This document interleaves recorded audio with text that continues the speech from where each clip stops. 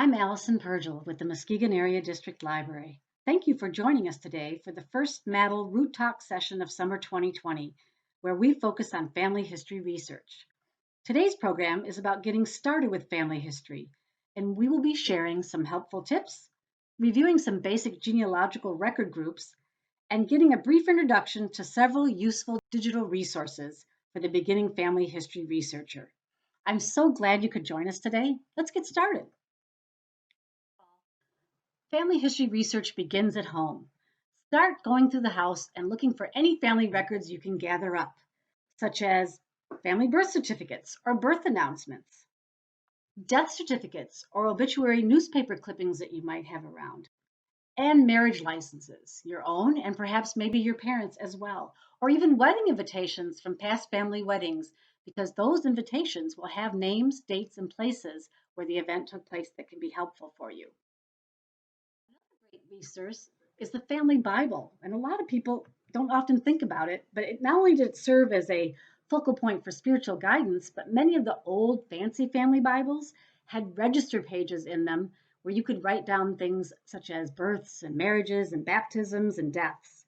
If you're not aware of a family Bible existing in your home, don't forget to ask some extended family members, cousins or aunts or uncles, because it might exist somewhere. Someone might be holding on to it, and it can be a great source of information. Everybody has bags and bags and bags of old photographs and boxes of old photographs at home. This is a great opportunity to go through those photographs, try to identify who that is in the picture, where the picture might have been taken, and even when it was taken. Don't forget to turn them over, because on the back, sometimes some valuable information is recorded. But if you can go through and gather up those photographs, they can be helpful to you as you get started in your family history.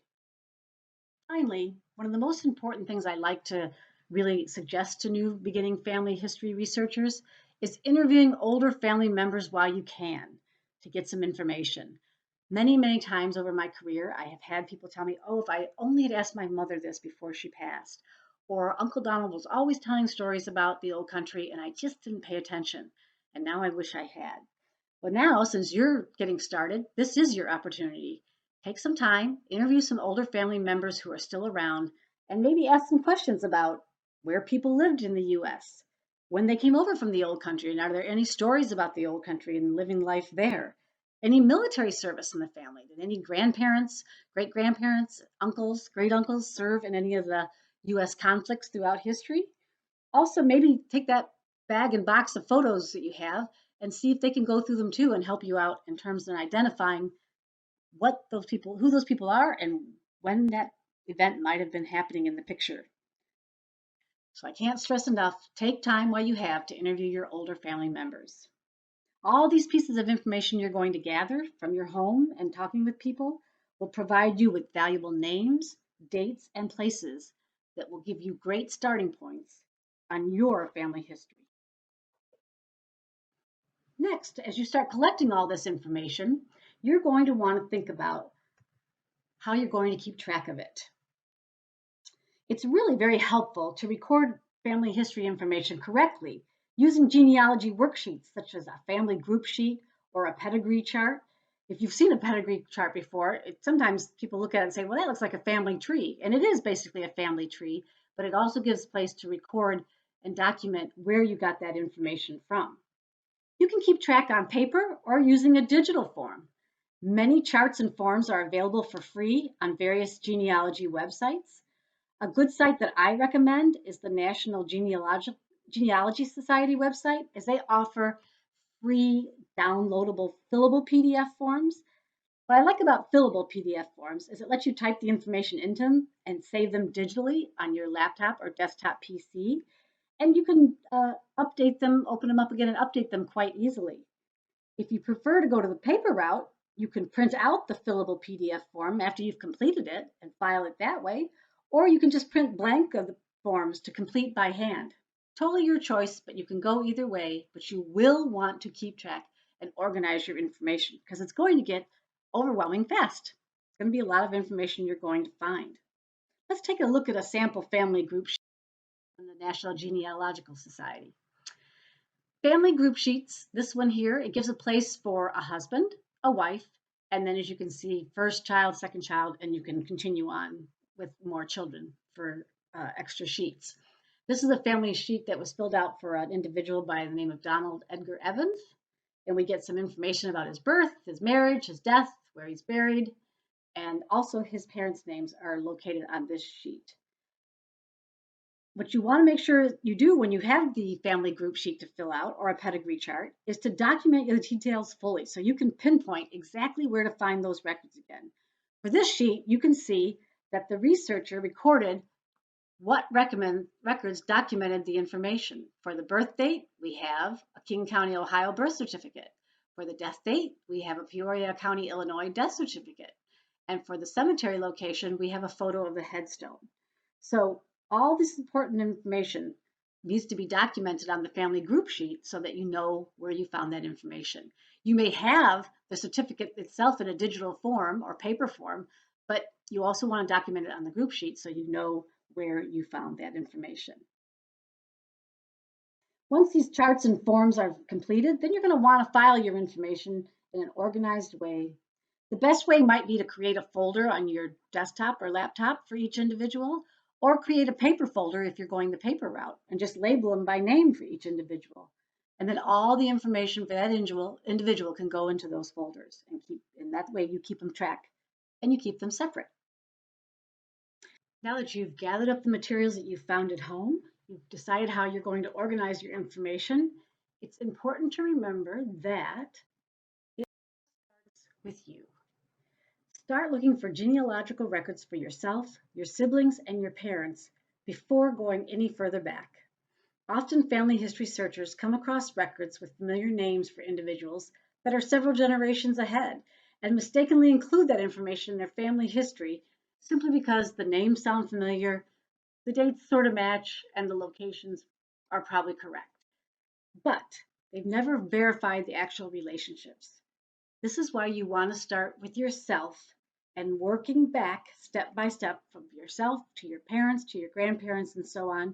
You are authenticating each branch of the family step by step. This way you avoid any mistakes and you avoid adding any mistaken identities. So the important thing to remember is you're going to always work backward from the known to the unknown. Now let's talk about the different types of genealogical records. There's basically 3 types of family history records that can be found on the internet or also in print. The first one is a compiled record. These are records of previous research done by others, such as a transcription of cemetery headstones or an index of court records. It just depends on what it might be. But usually they've compiled it, they've gathered the information together, and they've usually published it in some way. These researchers and authors are gathering this information from other compiled records and original records. These records can be very helpful. They often provide good information and can certainly add to your family history. But you do want to evaluate them carefully because they only are as accurate as the researcher who created them. So you want to keep that in mind, and you're probably going to want to document that information. Let's take look at an example of a compiled record. Here we have the cover of a homemade, home-done booklet of somebody who went through the Moultrie County Keller Cemetery and documented all the cemetery headstones that were in there. This is the kind of list that you see in the record group. It talks about the old section of the Keller Cemetery. They're in row 1, north to south. They mentioned that it's not very straight, meaning the graves aren't in a straight line. And right here on the first stone, there's one stone there and it says not legible, meaning the person who was creating this compiled record couldn't read that particular headstone. And then they go on to the next headstone, which happens to be for Charles Wheeler, who looks to be a child, and then the next one for Clara Wilkins, who also looks to be a child. This might be the children's section of the cemetery.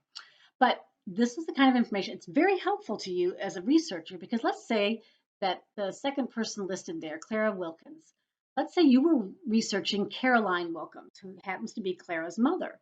You come across this record and you see that there's J.W. and Caroline. They had this daughter, Clara, and she died in January 18th, 1876. And then in parentheses, see it says there, or 2, meaning it could be 1872, The researcher who was compiling these records couldn't read the headstone that clearly, probably was pretty old, obviously, and that she was aged 13 days, which means she died in infancy. Well, that piece of information is very valuable to you in your terms of your research for Caroline Wilkins. Here you know that she obviously was married by the year 1876 and that they were living in Moultrie County and that she's married to a gentleman by the name of J.W. And she can also look for a birth record, possibly for this Clara Wilkins, or a death record for this daughter. So there's very good information in these compiled records, very helpful, and you don't want to overlook it. You want to include it, but you're going to want to also use the next record type to verify. And the next record type is an original record. These are records created at the time of an event in a person's life, such as their birth, marriage, divorce, when they immigrated to the country, any military service they might have had, a land purchase that was recorded at a county courthouse, a census record, or a death record. These records are usually created by a governmental institution or a religious institution, and they usually are considered valid in a court of law. So an original record is very, very valuable and is considered the gold standard for genealogy purposes. This is the preferred source of record to document a family member whenever possible. The record that was created at the time that family member was experiencing that event. The value comes from the fact that it's the first time the information is recorded, and so it's considered to be more accurate. Let's take a look at an example of this. Obviously, births, marriage, and deaths, we've been talking about that. Those types of certificates, those are original records. Here's a certificate of birth for somebody who was born in Winchester, Indiana, by the names of James Myron Osborne. And we have the parents' names listed there with their ages. We have the mother's maiden name, which is very, very helpful. All of this great information that comes from this record that can help you continue your research on this family group. And we can see that there's some public health information that's always recorded on these forms. And then we have the health officer signing off and the doctor signing off. So this is an original record, was created at the time that this baby James was born, and would be the best type of documented record you can find. Document James if he was your family member. Finally, records that you come across sometimes are considered unsourced records. And these types of records typically provide names, dates, and locations for life events, like original records, but they don't provide a source for that information. Sometimes you come across this situation in a shared family tree online or published family genealogies. Maybe you're in one of those families where you have a big family reunion every year or every couple of years, and there's always one person in the family. Maybe it's you, maybe it's somebody else who's the history buff who prints up their family tree information that they're finding and binds it and gives out a copy to every member of the family present. And those get passed down, and those can be very helpful pieces of information. But you got to think twice about them because they don't have the documentation you need. They're going to provide birth and death dates and things like that, but there's no documentation with them. So what do you do with an unsourced record? You don't want to blindly trust it, but you also don't want to ignore it and walk away from it and say, I'm not going to look at that because there's no documentation. These are great sources of useful clues. So the goal here with an unsourced record is to try and verify or disprove the information before you add it to your family history or you ignore it and pass on. You just can't verify the information that's provided. Let's take a look at a sample. Here's the cover of a family history that was put together by somebody. This was the Stokes, Cope, Emlyn, Evans families, four closely associated Germantown families. And it looks like Francis Joseph Stokes Jr. put it together with appreciation to the many family members who helped. And then nice cover created, probably got it printed and bound and it looks lovely. And inside this document, genealogical charts, family tree charts. And here's a whole chart going back with several different generations of the, looks like the Haynes family are the starting ones there. So this is a great source of information. We have all these family names. We have all these dates. We have marriages. We have birth and death dates. This is fabulous information, but there's no documentation to say where they proved this from. You know, did this is just family lore passed down? I can tell you that my father couldn't remember his wedding anniversary if his life depended on it. So It's just that type of thing you have to keep in mind when there's no supporting documentation. Doesn't mean we ignore this. If this is our family, if these people are members of our family history that we want to find, we say, wow, look at these great dates. Now I'm going to start looking for um, actual original records or compiled records to back it up. Remember, the original record is the gold standard, and that's what you always want to try and find. Sometimes it won't exist, and you end up using a compiled record. Very rarely are you going to use an unsourced record. It's just going to be a great starting point for you to get going in your family history research. If anyone who's attended any of the family history programs I've done for MADL in the past, I always say, my mantra always is verify, verify, verify. You can have all the greatest dates and names and everything in the world, but if you don't know where that came from or you haven't verified that with an original or compiled record, it's not going to be perhaps the most accurate choice of record for you to include in your family history. The other thing important to remember as you get started in family history research is that all these records are not going to be on the internet by a long shot. It costs money to digitize things, and many, many times in your family history research, for all the records that you are going to find online, there's going to be as many records that you're going to find looking at microfilm at a local library or contacting a county courthouse to request a death record or a court case record. It's going to be all over the board. So just because you don't find something you're looking for on the internet doesn't mean it doesn't exist. It just means it hasn't been digitized yet. And believe me, there's more that hasn't been digitized than is included in all the billions of records that are on the internet. So always good to keep that in mind. Now let's take a look at some basic record groups to get you going in your family history research as a beginner. A great record group to get started with is the United States Census. And of course, we're all aware of the census right now because currently we're in the year 2020 and the 2020 census is ongoing. But some people sometimes wonder, why is there a census? Why do they do it? Well, first of all, it's mandated by the US Constitution. Article 1, Section 2 says an enumeration was to be done of the United States every 10 years in order to determine the number of state representation in the House of Representatives.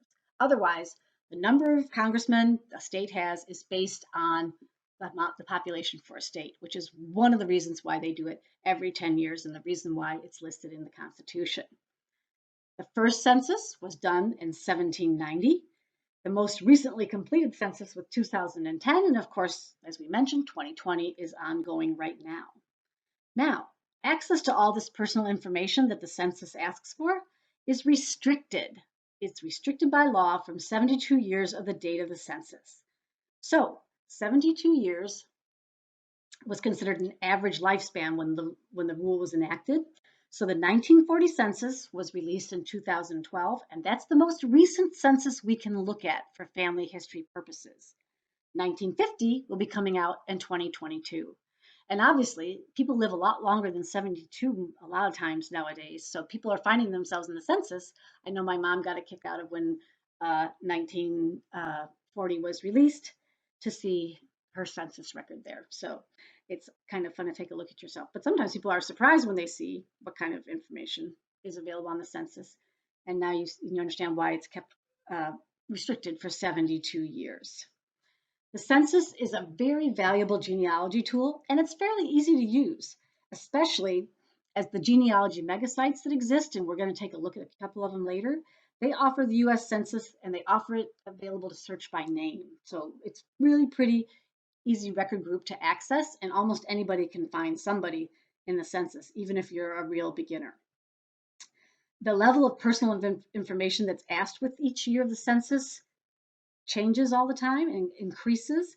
The early years from 1790 to 1840, it really truly was just an enumeration. They asked for the name of the head of household, and then they just did a count of household members. After 1850, they start asking such things as the name of every member of the family, their relationship, their ages, maybe an immigration date as census years go on, value of property, all that kind of thing. So as census years go up in history, become more recent, more information is asked. It's important to remember that census takers didn't ask for verification. They didn't ask for any original records or documents for proof, and they often weren't always talking to the person who they were enumerating. So there's inaccurate information and error in the census. It's important to keep that in mind. It still is considered an original record and is very valuable. And it's an original record because it was recording the information about that person at that point in time of the census year that it was being done. Let's take a look at a sample 1850 record and see what kind of information is provided. So this is a page from the 1850 census. And at the top here, we see it's free inhabitants in Muskegon in the county of Ottawa, the state of Michigan, and enumerated on, looks like November possibly 15th to me in 1850, and then the assistant marshal's name there. The U.S. Marshal Service in the early years of the census were the census takers of the time. They were responsible for gathering the information, and that's obviously changed over time, and now we can fill it out online. I highlighted in the family I wanted to take a look at here, but first of all, let's go back up to that top and say, wait a minute, Muskegon in the county of Ottawa?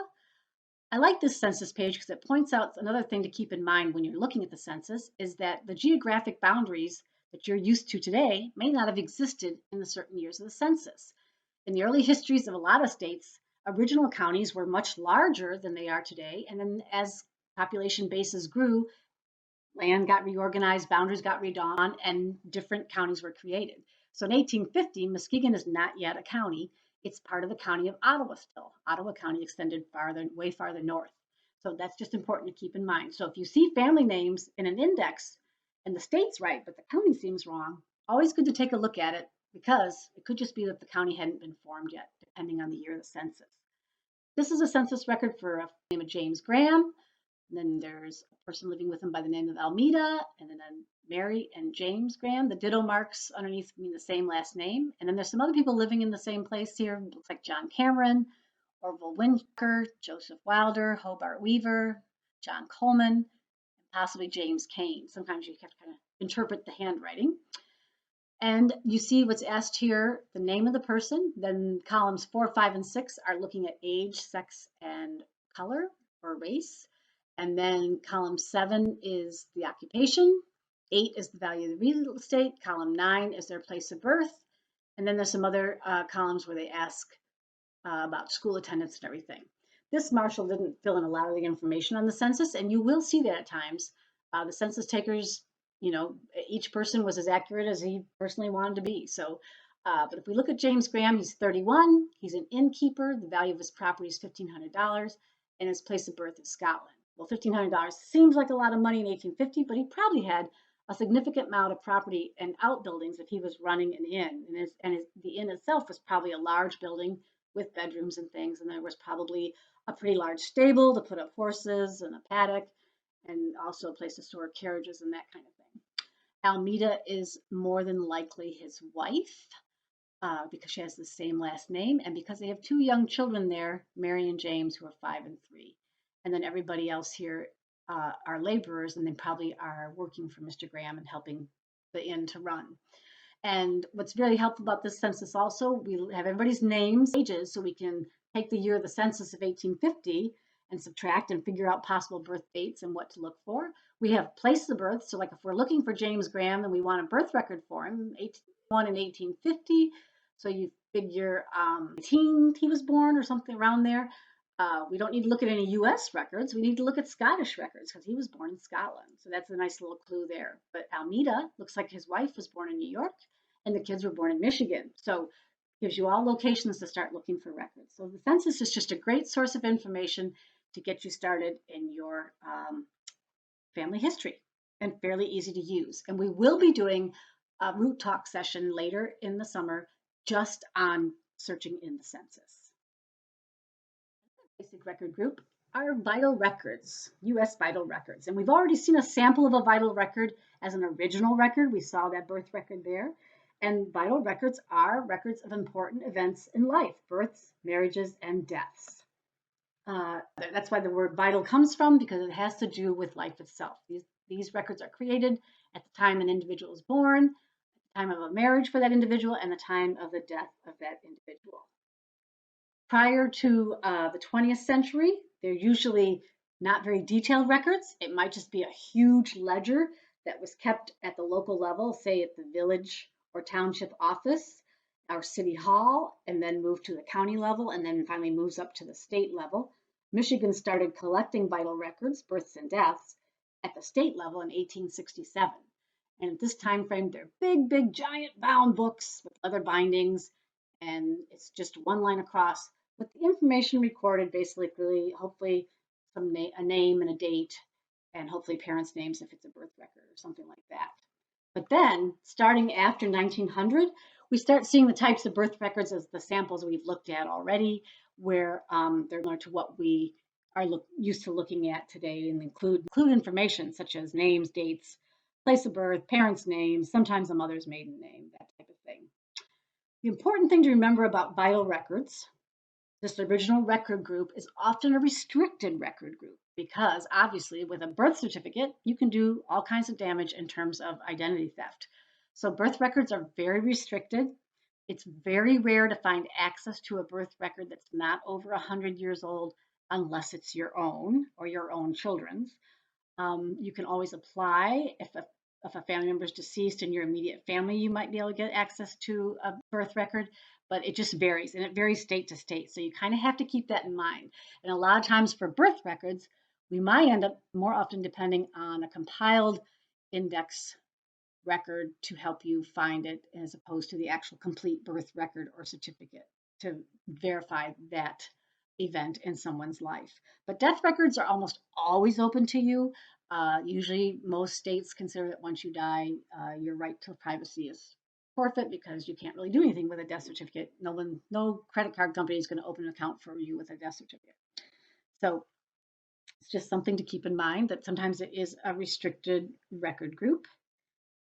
And let's take a look at a sample one. Here's a death certificate from, let's see, state of Michigan. We can see at the top, over on the left, place of death, the county is Manistee, the township is Onekama, and it looks like the full name of this individual is Stanislaus, and it looks like Wisgoric. That's what I'm guessing. I'm kind of reading this handwriting along with you. The address is 275 9th Street. So there's some great information we have. We have his address in Onekama in Manistee County. We have his name. He was a male. He was white. He was married. His wife's name looks like Magdalena Weisgoric. And then we have his date of birth. He was born in 1845. He was 74 at the age of his death. And he was, his occupation was a fisherman. He was born in Poland. And we have his father's name of Martin and his mother's name is there, and both born in Poland. So there's some very valuable information about future generations. Remember, we go from the known to the unknown. We might have known who Stanislaus was, but we might not have known his parents' names. And now we have that information from this vital record, which is also an original record. Then on the right side, we have a date of death of January 16th, 1921. Looks like Stan might have been out fishing on Portage Lake and got lost in a snowstorm in January and froze to death. And then we have the important public health information of the officers who signed off on it. We also see down in the bottom right corner says place of burial, and we find out he's in Mount Carmel Cemetery. So we've got a lot of good record sources here.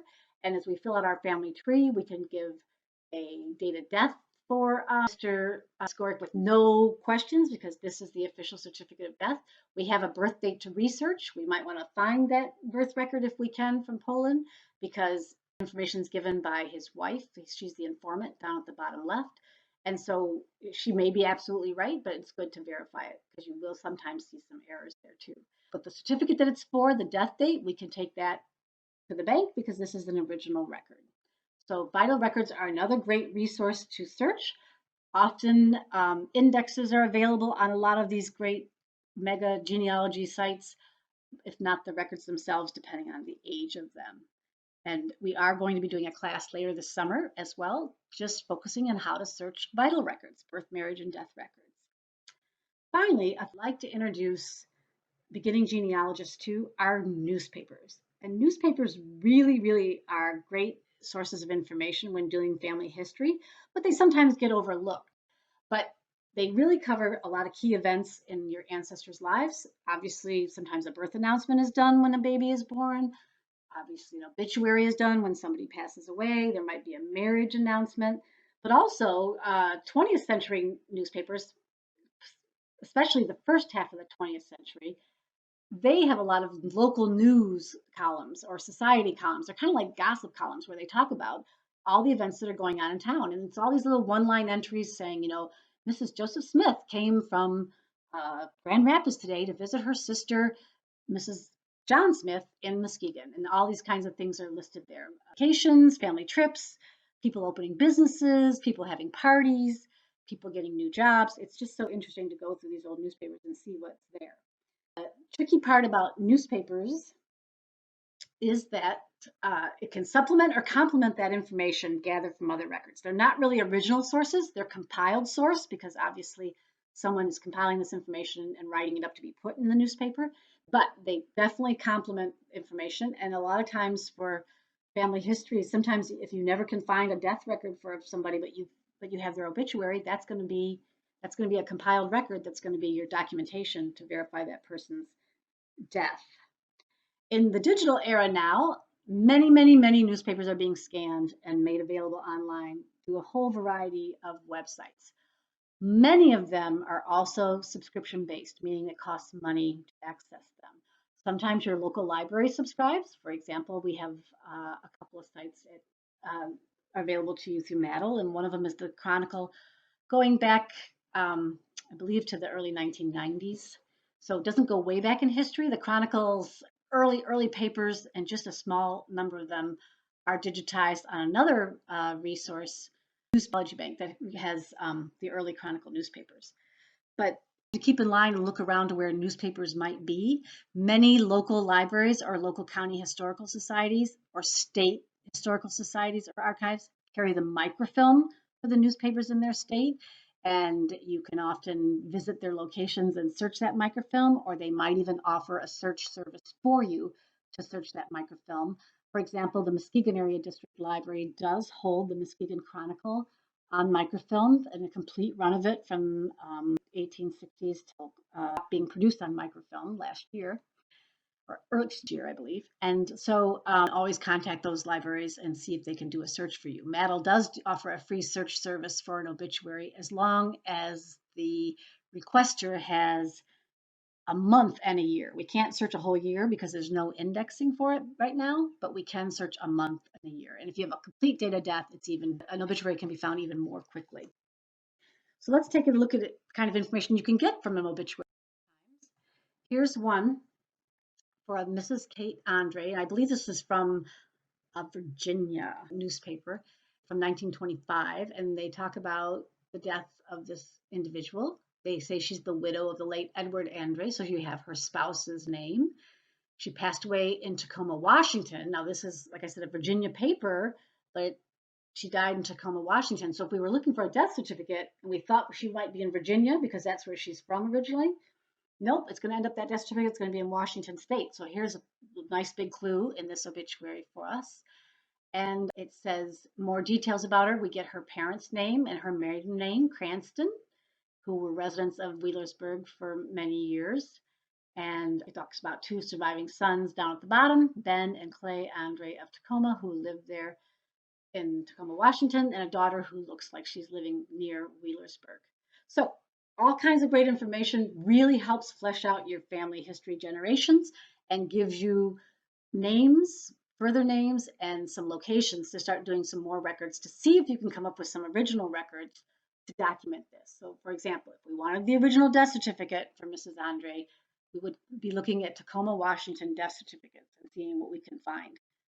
And then we would be able to document this obituary. But if we can't find anything, this obituary itself will document somewhat. But you notice that the date of the obituary is May 20th, 1925, but we don't have any actual date of death listed in the obituary. It says that she died, word was received here today that she died recently. So we don't have an exact date of death.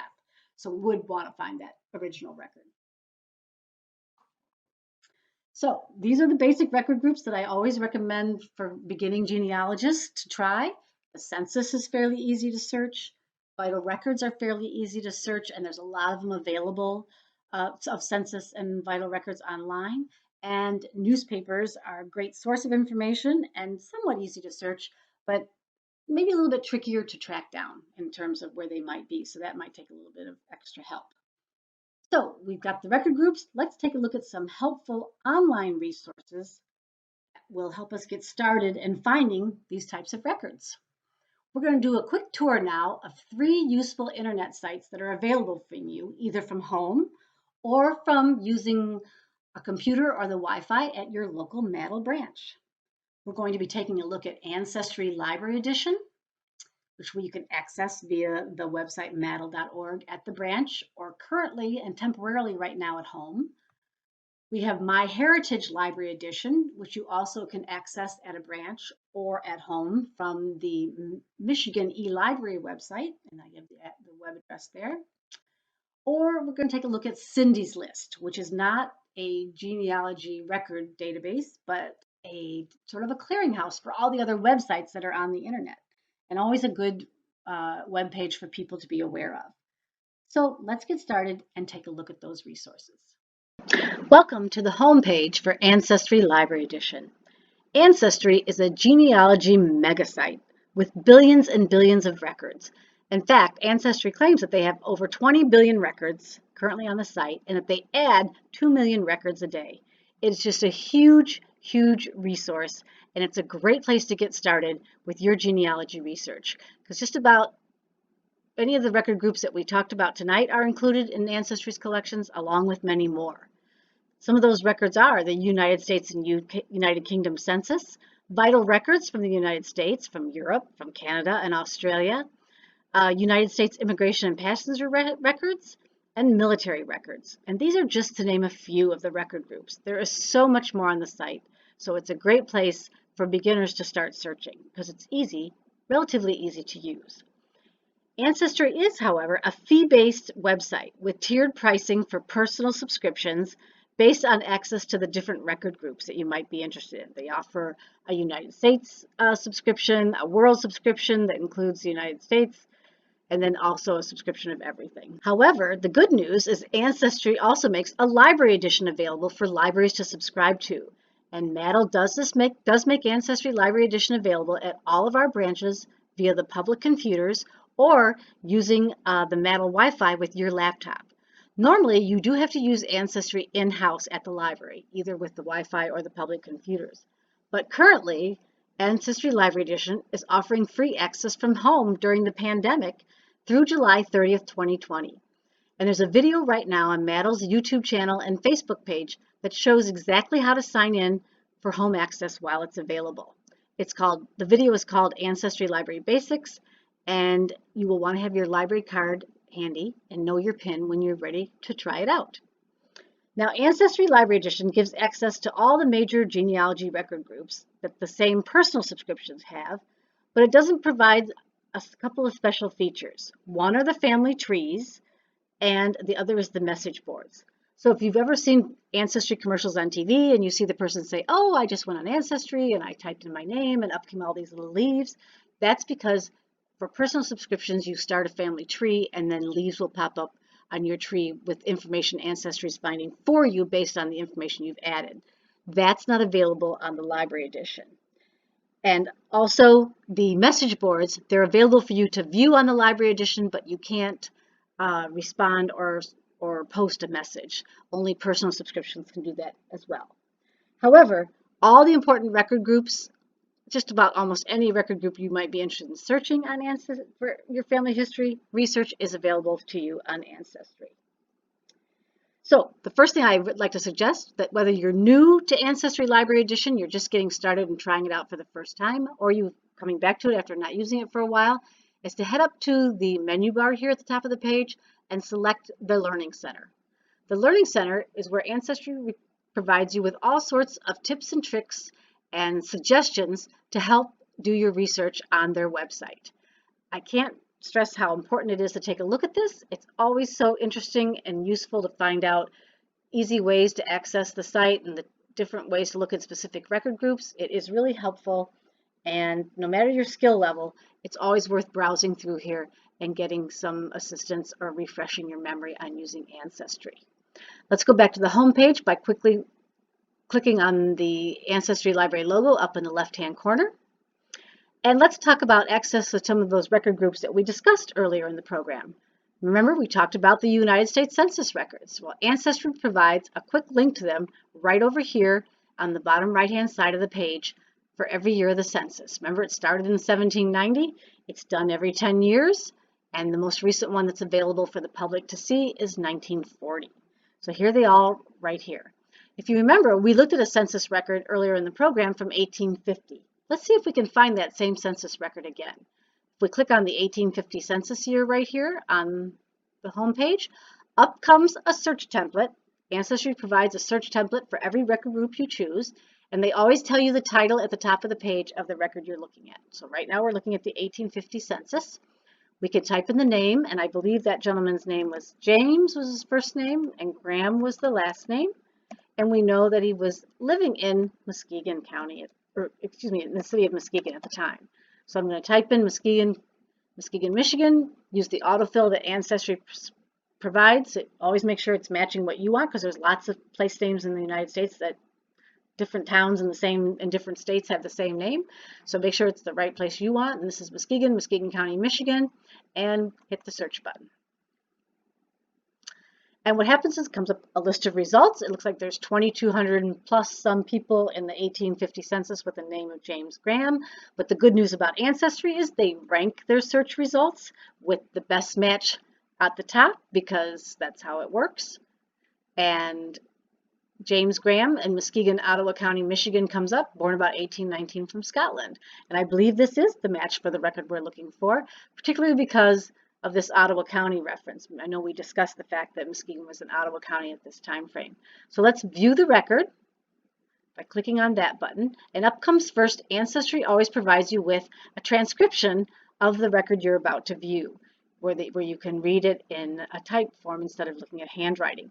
This is very helpful sometimes, but you have to pay attention to it because it is done by most times by an ocular character reading software, and so sometimes there are errors. So just pay attention to that. This also is a compiled record. Remember, we talked about compiled records earlier.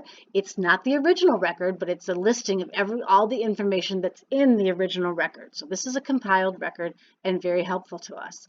However, we also remember from talking earlier, the gold standard is the original records. So this is where we click on View, and up comes that same 1850 original census record that we looked at a copy of earlier. And if we scroll up here on the page, I made it a little smaller. Ancestry always highlights the name you were searching in kind of a yellowish color, and then the rest of the family record is in green. And that's the same basic record that we were looking at earlier in the program. So that's a quick and easy way to get into the census records on Ancestry. Let's use the back arrow to go back, and then click on the Ancestry Library logo again to go home to the home page. And let's take a look at another one of those record groups we talked about tonight, and that was vital records. Remember, those are the birth, marriage, and death records that we're looking for. And Ancestry offers you two quick links to them. Down here, they have a quick link at the bottom of the page where they list different record groups, and second right there is birth, marriage, and death records. And then if we go up to the top under the menu bar, under the search button, search tab, if we click on it, birth, marriage, and death are right here. So let's click on that collection, and up comes a search screen again, a search template to search birth, marriage, and death records. But I can tell you right now, Ancestry will have a huge collection of birth, marriage, and death records. And let's try looking for a death record for Charles Hackley in Muskegon County. So we don't really need to look at all the birth, marriage, and death records that are here. We can just go over here, and Ancestry offers you a quick way to narrow by category, and let's just look at the death and burial, cemetery, and obituary records. So that will come up. We have a search screen for that, and now we're only in that record group. Again, though, this is still a huge collection of records, when really, because I want to see if I can find that death certificate for Charles Hackley, who we know died in Muskegon County because we saw a copy of the record earlier. I want to see what Ancestry might have just for Michigan. So another way we can do this is go up to the search tab on the menu bar, click on it, and choose the card catalog. This is a way to search all the different record groups that Ancestry has to see if they have something for perhaps a state that you're looking for, or particularly interested in, or a specific type of record group. So over here under keyword, and I recommend starting with keyword because to do a title search, your title has to be exact. And if you don't know exactly how the collection is titled, you might miss it. So doing a keyword search opens up your opportunities to get to the right record group. And I know we want the state of Michigan.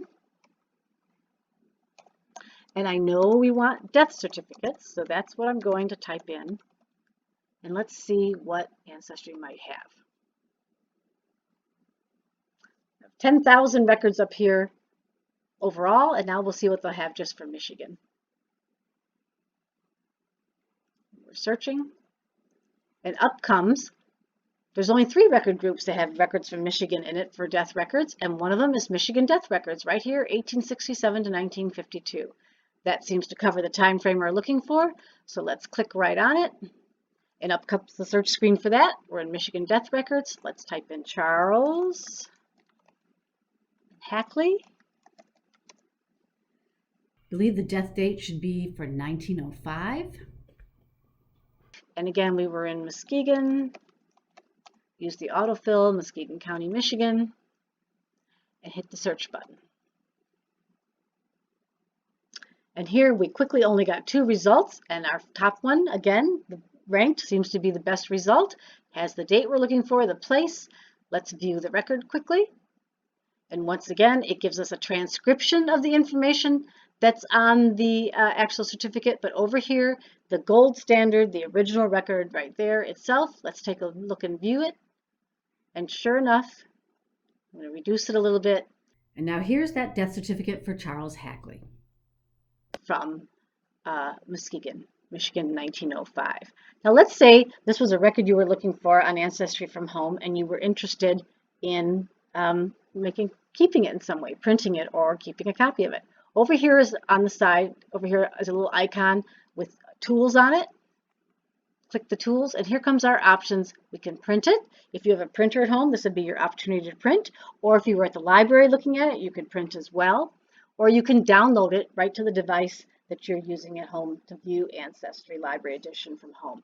Maybe your laptop or a desktop PC or whatever. So those are your 2 options to keep the records right now. If you were at the library, you could also download it onto your own USB drive that you might bring to the library, or the library sells them as well. So that's some options there for getting the record. So let's go back out of the record using the back button, hit the Ancestry Library Edition logo to get back home. And one of the 3rd record groups we talked about today was newspapers searching. Now Ancestry, as I mentioned, sometimes they have some tiered levels of services that are not available on Library Edition, and their huge newspaper collection that's called newspapers.com is one of those services. They don't make it available on the Library Edition. You would have to get a personal subscription to that. They do have down here a quick link to newspaper obits. This is a very small collection of papers that they do make available on the Ancestry Library Edition, but it is pretty limited, and so it's always worth checking, but it is a very small collection, and more than likely, you may or may not have some luck with that. But the one thing they are offering right now is a way to search the obituaries to see if you can at least find some information about an obituary that might be available on their newspaper.com feature. So let's click on this link up here in the purple bar. Up comes a search template box for newspapers.com, and it tells you right here, this is provided in association with newspapers.com by Ancestry, which requires a subscription. So they're telling that you here, but we can at least see, wow, could a person possibly in there? So let's try and see if we can find an obit for Charles Hackley. So we'll type in again, Charles Hackley in the name boxes. We're going to say any event. We're going to choose 1905. We know it was February too because we just looked at that death certificate. And then we're going to put in Muskegon County, Michigan, USA, and we'll hit the search button and see what kind of results. And quite a few results come up. The first top ranked result as being the best match is for Charles Hackley. It looks like it matches that death date, and it was in the Minneapolis paper. That's kind of interesting. Not unusual though, because Charles Hackley was well known throughout the country as being a wealthy man who was a lumber baron and who also was a great philanthropist, and obviously had his passing would be news in the business world of the United States at the time. So if we clicked on View Record to see what other information they'll tell us, they tell us that it's this obituary is about Charles Hackley. He's a male. He lived in Muskegon. The death date is about 1905, February 10th. Obituary date around there, and then it was in the Minneapolis paper, and down here it looks like it's in the Minneapolis Journal. Now we can't see the image because remember that's a separate database, but we do have some information on what paper it might be in. So if we wanted to use other options, maybe contact the Minneapolis Public Library and see what they might offer for a research service to look for an obituary for us if Charles Hackley was somebody we wanted to follow up on. Now you might say, well, it's going to be a big article in the Muskegon Chronicle, but it certainly is. And the Muskegon Chronicle is digitized only for their historical archives in a database called Genealogy Bank. And currently, the library, Muskegon Area District Library, does not subscribe to Genealogy Bank for that newspaper collection because it's only a small number of years. It's about 1869 to 1922. And Muskegon Area District Library does subscribe to Newsbank on our website, and you can access that by going under Books and More on the website and under Learn and Research, and you'll see the Muskegon Chronicle Newsbank that we do subscribe, but that only goes back to 1996 through current day. So you can see there's a big gap there for Minneapolis newspapers being digitized. The good news is Muskegon Area District Library does have it on microfilm. It's held at the Norton Shores branch, and the entire run of the Chronicle is there, and you can look at it on the microfilm reader, printer, scanner, so you can print obituaries that you might find, or you can scan them to a USB drive. So while Ancestry doesn't have the best option, Library Edition doesn't have the best option for newspapers, you can at least get some information about what might be out there. Mr. Hackley perhaps wasn't the best choice because we know our hometown paper isn't there, but if you had a hometown paper that was covered by newspapers.com, you might get a very specific citation for an obituary. So let's go back to Ancestry homepage. One thing I wanted to mention, if you are at the library and searching, you'll see an option when you're on the library's public computers or using the library's Wi-Fi to send a document to your email. And there's a really quick little video here you can view that shows you how to do that. It doesn't show up when you're searching at home because you are on your home device and can save the record right there. But that is an option to you if you don't want to print when you're at the library. Now there's a wildcard searching tip that I want to share with you before we leave the Ancestry Library Edition website. For those of us who have common family last names like Johnson or Anderson or Olson, we often see records with those names misspelled, ending with an EN or an ON, a whole variety of possible vowels, just because it could be spelled wrong or it was transcribed wrong in the indexing. In Ancestry Library Edition, you can do wildcard searching by using wildcard characters. Let's go into a census. Let's choose the 1920 census. And let's say we're looking for a Henry Johnson, but we're not 100% sure if it's going to end with SON or SEN. We've seen the family spell it a couple of different ways. So an option that we can do is just put in the first couple of letters and then add an asterisk for the ending of the name, since we don't know exactly how it's going to turn out. That asterisk will give us, when we hit the search button, we will get everything for Henry Johnson, spelled SON, SEN, Henry Johnston, all the different options that could be there, also any other letters that might come along. So it is a nice, easy way to search for common names when you're not 100% sure how they're going to be spelled. The other option for searching, wildcard searching, is looking for every possible single letter that might show up. Let's say we're looking for somebody in the 1920 census by the name of Richard Olson. So if we type in Richard and then the last name Olson, but again, we know it's Olson, but we've seen it spelled SEN, we can just put a question mark in there for the individual single letter. And now when we hit the search button, Ancestry will look for all possible letters that could be that single letter missing, primarily vowels, but you never know, missing from that spelling. So that the wildcard searching helps you catch those spelling errors that either were done when the record was created back in the day or by indexing. It just broadens the search and helps you not miss any possible names. So that's a brief introduction to Ancestry Library Edition. It's a great website to get started with for beginning researchers. Right now, we happen to have unusual access at home during the pandemic through July 30th. So now is a great opportunity to try out Ancestry Library Edition at home, and you can continue using it at the library once home access is no longer available. Now, let's take a look at some other websites. Our next genealogy website that we're going to look at is another mega site called MyHeritage, and it's always available to you from home or at a public library in the state of Michigan, and it's accessible through the Michigan e-Library webpage. So that's where we're starting right now.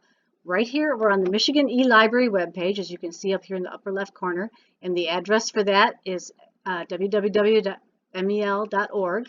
And once you're on that page, you just need to click on e-resources and then scroll down a little bit. And over here for public libraries, MyHeritage is pulled out and listed second under public libraries. So we'll click on that, and then it takes us right into the MyHeritage option after it verifies that we're in a Michigan location.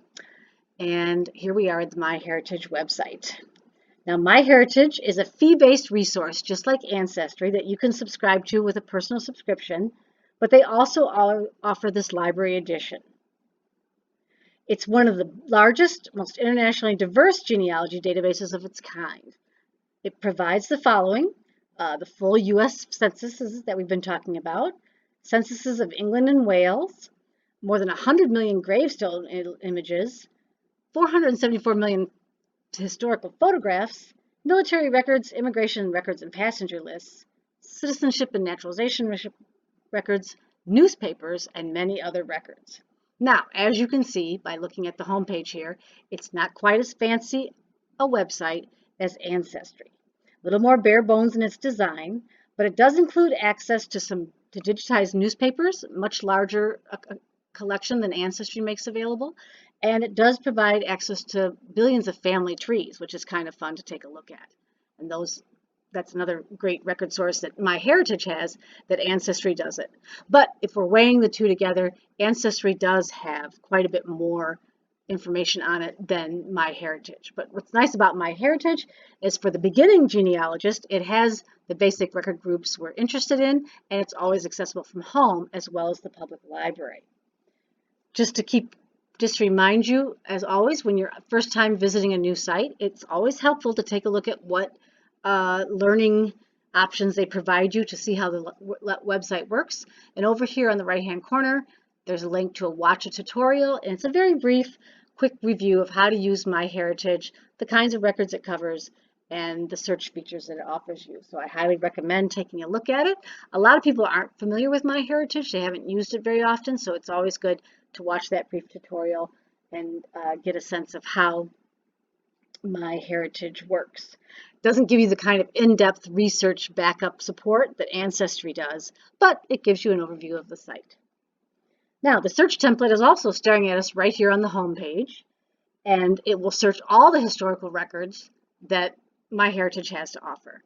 But as we discussed, it's always good to try and start in a specific record group, particularly when you're new to genealogy, because then you know for sure exactly what type of record that you're looking at. And let's start with one of those record groups that we've discussed tonight. Let's try the census again. So over here on the right-hand side are all the different record categories that MyHeritage has to offer. And right up here, the census and voter lists are there. That would search all of them, but then next is the U.S. Census. They're not easily pulled out. It's the whole collection, but let's click on it and see where it goes. Then it brings up the U.S. Census quick description, gives us a search template, but we'd be searching all the years of the census, which you can do, but again, I find it very helpful to search in a specific record group at a time. And over here, they have each individual year of the census that's available, all the way down from 1940, which we remember is the most recent, to 1790. But let's see if we can try and find that 1850 census record that we looked at earlier in the program. So we're going to choose the 1850 U.S. Census, and up comes a description of it, and we also get the search template. And let's try looking for that innkeeper again. I believe, again, the name was James Graham. And we're going to put in the residents of Muskegon, Michigan. And if you notice, there's no autofill on Heritage, My Heritage, unlike Ancestry, where you get the nice autofill that kind of saves you a little bit of time. We're going to hit the search button. And up we're going to get all of our results. We got about 2,600 results here. I think Ancestry had about 2,200 results. So it just depends on the search engine and how it's searching, the algorithms. And our first record, these results are also ranked with the best matches first. And our first record looks very promising. It says Muskegon, Ottawa County, Michigan, and that's the clever way we remember this particular record from our program. And the wife's name was Almeida, and the children. So let's take a look at this record. We'll click on James Graham here, and up comes the transcription of the information, similar to Ancestry. Doesn't give us all of the listings, all the people listed with James, but a little bit of information. Again, this would be a compiled record that is duplicating information from the original record. So it's a compiled record, very helpful to us, but as always, we want to look at the original record, the gold standard. And here they have it down at the bottom of the page, and you can click on this little square here, which will take it to the full screen, and we can enlarge a little bit with the plus and minus over here. And as we see, if we look at the top of the page, it's the same census, free inhabitants, the city of Muskegon, the county of Ottawa, done by the marshal. And then here's the listing for the James Graham, his wife Almeida, the kids, and everybody else who was working at the inn. So this is the same record that we found. Now, notice it doesn't get highlighted in color to show you the record on the page that Ancestry does. I will say that is a nice feature of Ancestry's. This is the 1850 census. The pages aren't so, there's not so many people, so it's not so crowded. When you get into later years of the census, there's a lot of information on those 50 lines of a page, and Ancestry's highlighting helps a little bit. But still, it's a great record. And what I've done myself is if I look for census records on Ancestry and maybe the image isn't good, maybe there's some blotches that was on the film that they digitized, I will come look at My Heritage because I feel their records are sometimes a little cleaner image-wise. So it's just something to keep in mind. Now our options, if we wanted to keep this record, over here is the print icon. If you have a printer at home, you can print, or if you have it at the library, you can print the record.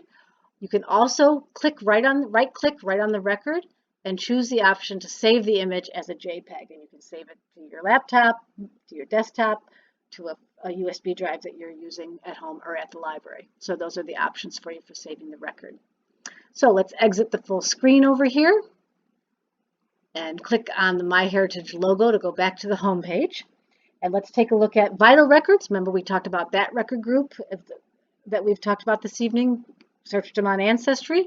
Right over here again, they have them available on Heritage Quest as well. Birth, marriage, and death records here.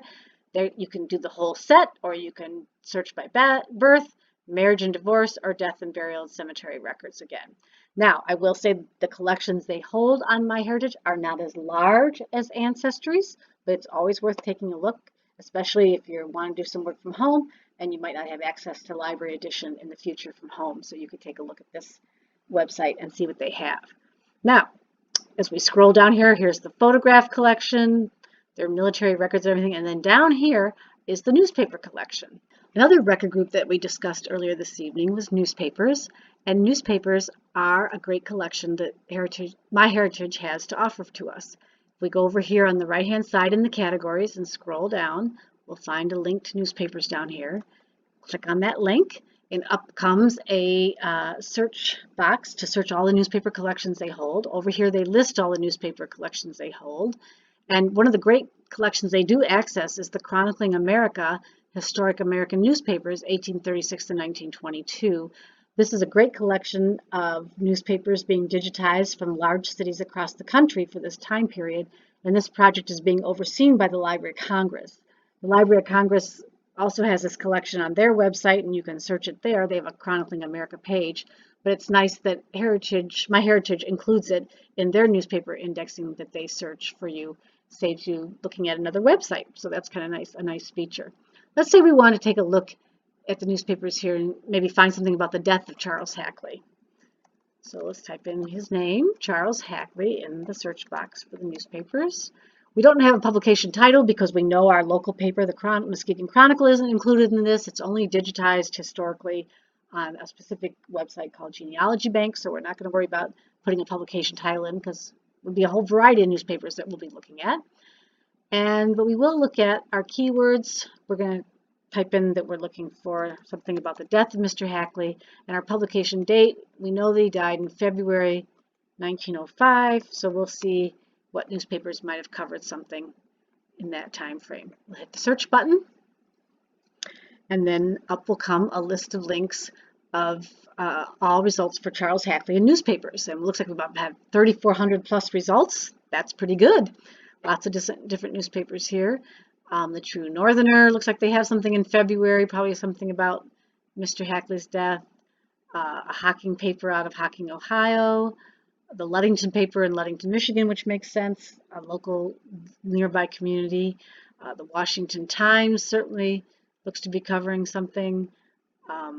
The Adair County News, the Evening Argus, New York Tribune, the Boston Post. The Boston Transcript looks like they have something about Mr. Hackley's passing. Let's take a look at this paper.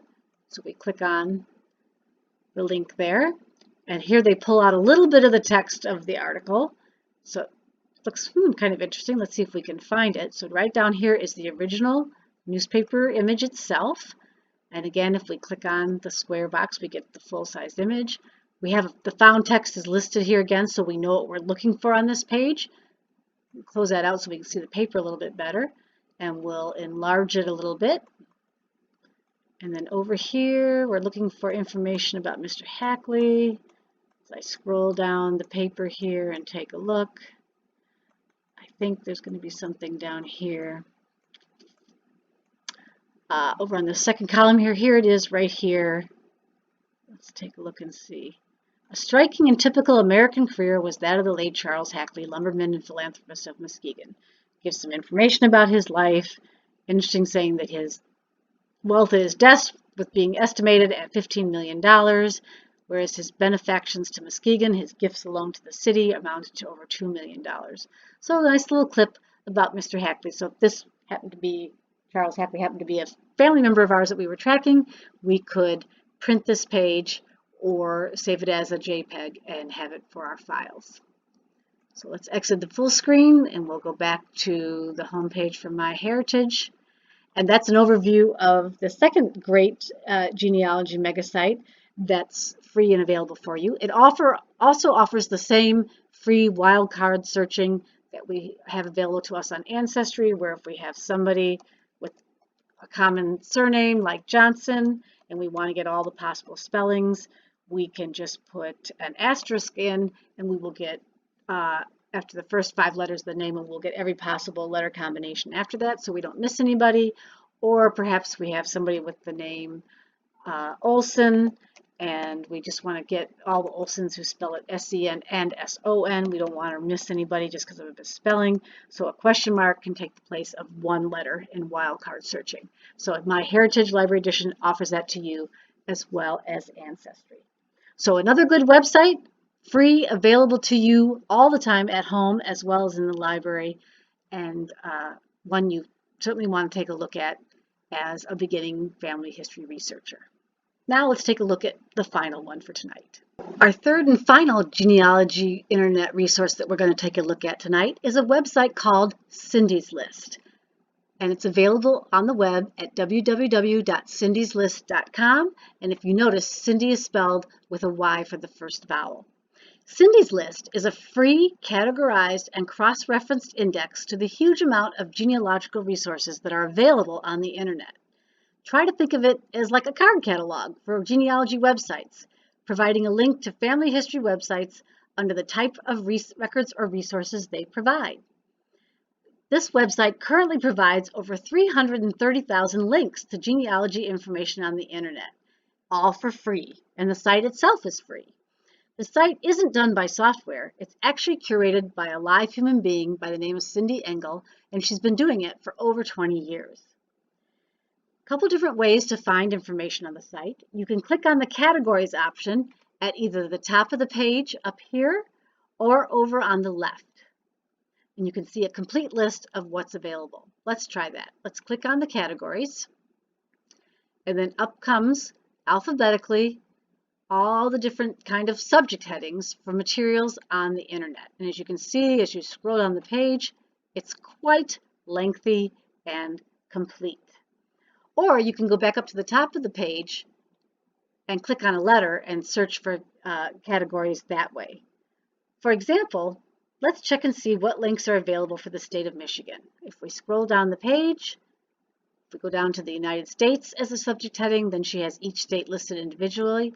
And if we click on Michigan, then up comes another set of categories, all these different types of information for the state of Michigan, websites that will have this type of information. Let's see what it says for census up here. So we click on that, and up comes all the different types of census pages that involve the state of Michigan on the web.